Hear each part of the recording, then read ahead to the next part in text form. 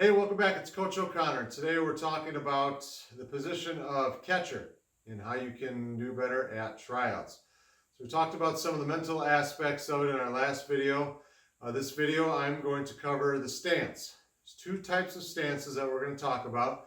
The primary stance and the secondary stance. So your primary stance is when you're not worried about a base runner. You're not worried about someone stealing or picking somebody off. And then the secondary stance is when you're worried about a base runner, when you think somebody might be stealing or when you think that you might be able to pick somebody off. So the two stances are just a little bit different.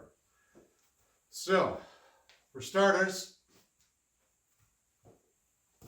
you want to get down low. So we're talking about a primary stance first. So you're going to squat down low and your feet are going to be just about on your heels.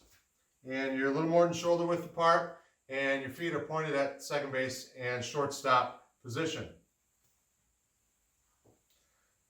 So you're sitting up tall, and your back is forward at about, 45 degrees or so. And like I said, you're almost on your heels because you don't have to move around a whole lot. And if you're up on your toes, then you're going to lose your balance, and it's going to be harder for you to move. So a little more flat on your heels, your butt is down low, your back is straight and tall, but you're hinged forward about 45 degrees. This other hand, your throwing hand, it's important to keep this protected. So either just put it behind your leg here or behind your back. I usually encourage behind the leg because it's a little closer to the ball to get out and make a throw. But as long as it is protected from foul balls, that's what's important. And then your glove, your forearm just rests on your knee or on your thigh here, somewhere kind of close to the body. And I'll talk later about why that's important to start in close. So this is the basics of your primary position. Nice and balanced, feet are wide, so you can move back and forth, and you can more easily get into a blocking position, which we'll talk about in a different video. So your secondary stance, like I said now, is when you need to be able to pop up a little more quickly and make a throw, whether you're throwing out a runner or picking somebody off.